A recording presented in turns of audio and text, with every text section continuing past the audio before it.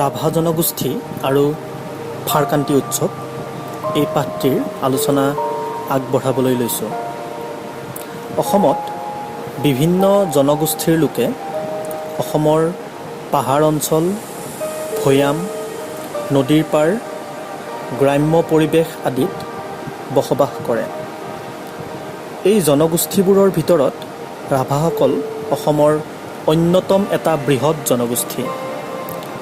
অসমৰ গোৱালপাৰাকে আদি কৰি প্ৰতিখন জিলাতে ৰাভাসকলৰ বসতিস্থল আছে। অসমৰ পাহাৰীয়া জিলা দুখন, উজনি অসমৰ কিছুমান ঠাইত আৰু মেঘালয়ত ৰাভাসকলৰ বসতি আছে বুলি জনা যায়। নৃগোষ্ঠীয় দিশৰ পৰা ৰাভাসকল ইণ্ডো মংগোলীয় আৰু ভাষাৰ ক্ষেত্ৰত তিব্বত বৰ্মীয় মূলৰ অন্তৰ্গত।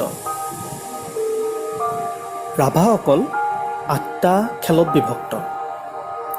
সেই খেলসমূহ হ'ল ৰংদানী, মায়তাৰী, কোচা, পাতি, দাহৰি, বিতলা, তোতলা আৰু জানা।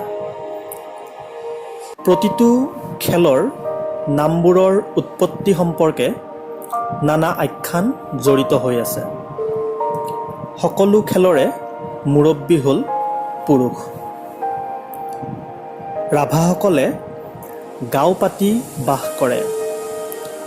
একেখন গাঁৱতে বিভিন্ন গোটৰ মানুহে সমিলমিলেৰে বাস কৰে। ৰাভাসকল মূলতঃ কৃষিজীৱী। গৰু ম'হৰ সহায়ত বিভিন্ন খেতি বাতিৰে নিজৰ প্ৰয়োজনীয় অভাৱ তেওঁলোকে পূৰণ কৰে। তেওঁলোকে চিকাৰ আৰু সমূহীয়াভাৱে নদী বা বিলত মাছ মৰাৰ পৰম্পৰাও ৰক্ষা কৰি আহিছে। ৰাভাসকলে ঘৰ দুৱাৰসমূহ খেৰ বাঁহেৰে নিৰ্মাণ কৰি লয়। ৰাভা পুৰুষসকল কৃষি আৰু অন্যান্য ঘৰুৱা কৰ্মত পাকৈত আৰু মহিলাসকল বয়ন বিদ্যাত নিপুণা। তেওঁলোকে নিজ হাতেৰে প্ৰস্তুত কৰি উলিওৱা সাজপাৰ পৰিধান কৰে। ৰাভা মহিলাসকলে বিভিন্ন প্ৰকাৰৰ অলংকাৰো ব্যৱহাৰ কৰে। সেইবোৰ হ'ল নামব্ৰী, খুচু মাক্ৰং, মায়াৰ চিংচাপ, ৰুবুক, চাচিতাম আদি। খাদ্যৰ ক্ষেত্ৰত ৰাভাসকলে ঘৰতে প্ৰস্তুত কৰা পানীয় গ্ৰহণ কৰে। সেইবোৰৰ নাম হ'ল চকো, মাখাম, চিনচিনা ইত্যাদি। এই পানীয় কেইবিধ ভাত বা চাউলেৰে প্ৰস্তুত কৰে। এওঁলোকে শুকান মাছ, গাহৰি, কুকুৰা, কুচিয়া, শামুক, কেঁকোৰা, বৰলৰ টোপ, পলু, উইচিৰিঙা আদিও খাদ্য হিচাপে ব্যৱহাৰ কৰে। খাৰলি, পিঠাগুড়িৰ আঞ্জাৰ লগতে বিভিন্ন চুঙা পিঠা, টোপোলা পিঠা, সান্দহ কৰাই আদিও তেওঁলোকে তৃপ্তিৰে খায়। ৰাভাসকলে বিভিন্ন অনুষ্ঠান প্ৰতিষ্ঠানত বাদ্যযন্ত্ৰ বজায়।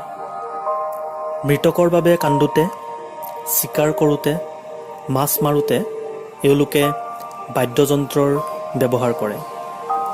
বাদ্যযন্ত্ৰৰ লগত নৃত্য গীতৰো উপস্থাপন কৰে। বাদুংডুপ্পা, গমেনা, খাম, খামনালুক, তাৰ্চা আদি এওঁলোকৰ বাদ্যযন্ত্ৰ। এইবোৰ কাঠ আৰু বাঁহেৰে নিৰ্মিত।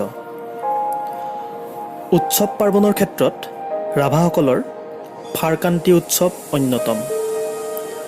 ফাৰকান্তি হ'ল মৃতকৰ আত্মাৰ সদ্গতিৰ বাবে অনুষ্ঠিত এক শ্ৰাদ্ধ অনুষ্ঠান। এই অনুষ্ঠান ৰাংদানী আৰু মায়তৰী ৰাভা সমাজত প্ৰচলিত। এই শ্ৰদ্ধানুষ্ঠানত ইনাই বিনাই বিলাপ কৰি এক ধৰণৰ শোকগীত পৰিৱেশন কৰা হয়। এই গীতবোৰক ফাৰকান্তি গীত বোলা হয়। এই শোকগীত এজন সূত্ৰধাৰীয়ে বিলাপ কৰি কান্দি কাণ টুকুৰি বজাই বজাই বিননি জোৰে আৰু তাৰ লগত মৃতকৰ আত্মীয় স্বজনেও কান্দে। এই বিলাপৰ লগে লগে কাৰবাহী, খাম, কাঁহ, শিঙা আদি বাদ্যৰ কৰুণ সুৰৰ ধ্বনিও ধ্বনিত হৈ উঠে আৰু ফাৰকান্তি নৃত্যও পৰিৱেশন কৰে। গীতসমূহৰ বিষয়বস্তুত জন্মান্তৰবাদত বিশ্বাস, বৈধব্যৰ দাৰুণ বেদনাত দগ্ধ গাভৰুৰ প্ৰতি কটাক্ষ, ফাৰকান্তি পাতিবলৈ উপদেশ দিয়া চৰাই তিনিটালৈ পৰৱৰ্তী জীৱন সম্বন্ধে কৰা প্ৰশ্ন আদিয়ে ঠাই পাইছে। এই গীতসমূহক বেলাড বুলি ক'ব পৰা যায়। গীতবোৰত কৰুণ ৰসৰ লগতে ঠাই বিশেষে শৃংগাৰ আৰু হাস্যৰসেও ভুমুকি মাৰিছে। ৰং ৰহস্যৰ প্ৰয়োজন অপৰিহাৰ্য বুলি বিশ্বাস কৰিয়ে ফাৰকান্তি উৎসৱত হাস্যৰসৰ প্ৰভাৱ দেখা যায়। এই ফাৰকান্তি উৎসৱৰ সৃষ্টিৰ আঁৰত এটি প্ৰাচীন আখ্যান জড়িত হৈ আছে। প্ৰাচীন কালত ৰাভাসকলে সমজুৱাভাৱে মৰাশ দাহ কৰিবৰ বাবে মেমাং হাখাল, মিচি হাখাল নামৰ ঠাই এখন নিৰ্বাচন কৰি লৈছিল। এবাৰ এখন যুদ্ধত বহুতো পুৰুষ নিহত হোৱাত তেওঁলোকক সেই ঠাইতে দাহ কৰা হৈছিল।